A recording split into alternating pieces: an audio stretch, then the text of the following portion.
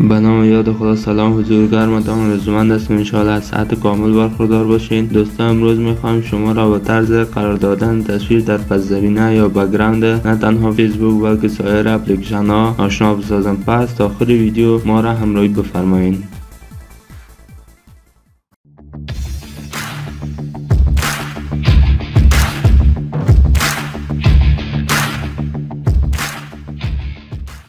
برای خوش آمدین دوستان. اگر تا اکنون اقدام به سابسکرایب نمودن کانال خودتان نکردین، پس همین حال کانال ما را سابسکرایب بکنید تا از آخرین جزئیات و مهارتی که در کانال یوتیوب براتون اپلود میکنم آگاهی دریافت بکنید. خب دوستان، به این منظور ما شما یک اپلیکیشن نیاز داریم که به نام دیزاینر تولز یاد میشه. میخوایم این را دانلود بکنیم. در قسمت آل اپس بعد شما گوگل کروم البته دریافت میکنیم.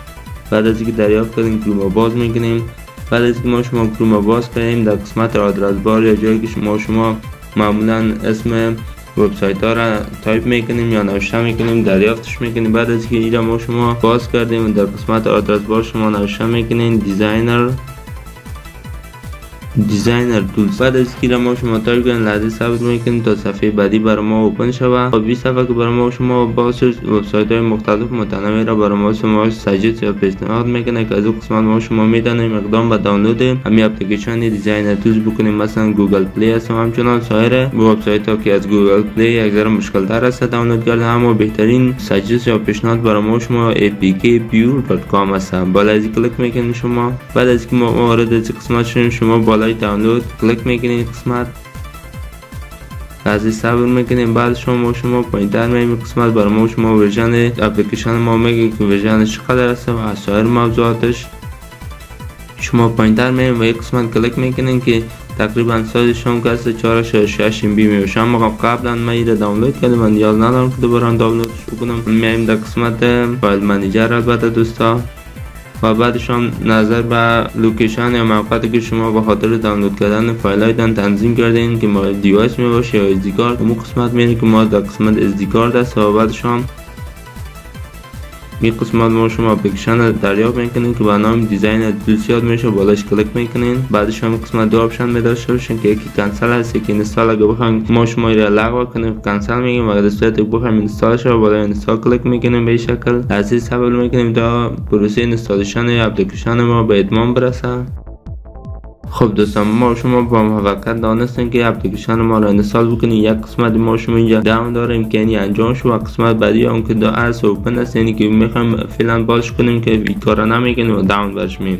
بعد از در قسمت آل اپس دوباره میایم اپلیکیشن دیزاینر تولز ما شما از قسمت دریافت میکنیم، بالاش کلیک میکنین. بعد از اینکه شما بالا از کلیک کنیم و این اوپن کردیم ما شما سایر آپشن هاش نیاز نداریم و در قسمت پایین می موکپ اوورلی را شما اکمال میکنیم. بعد از اینکه اکمال کنیم این قسمت یک مسیج از شما دریافت میکنه که شما اجازه از این کار به اپلیکیشن میدین. میگیم بله، ایرام اکمال میکنیم.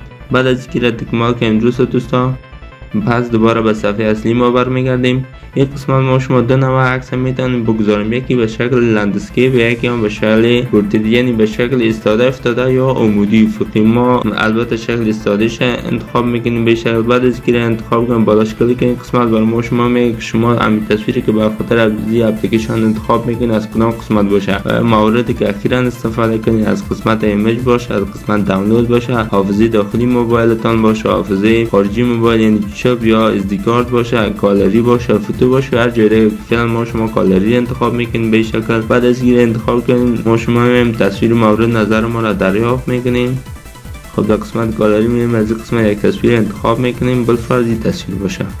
بعد از اینکه تصویر ما شما انتخاب کردیم لحظه صبر میکنیم تا سلکت شه. بعد از اینکه ما شما این انتخاب کنیم دوستان قسمت بر ما شما اپاسیتیش تعیین میکنیم که اپاسیتی و یا روشنی تصویر ما چقدر باشه، کمتر باشه یا زیادتر باشه، بستگی به شما داره دوستان. بالفرض مثلا ما میگیم به این اندازه رد میکنه. خب بعد از اینکه کار ما شما کردیم تمام پروگرام ها را دیگه نیاز نداریم بستش میکنیم از جمله خود دیزاینر تولز. بعد از اینکه ما شما بسته کنیم ولی فی الحال اگر در صورتی که ما شما از هر اپلیکیشن استفاده میکنیم درست از قسمت آل اپس میایم. مثلا ما شما چیکار میکنیم دوستان؟ فیسبوک باز میکنیم از این قسمت.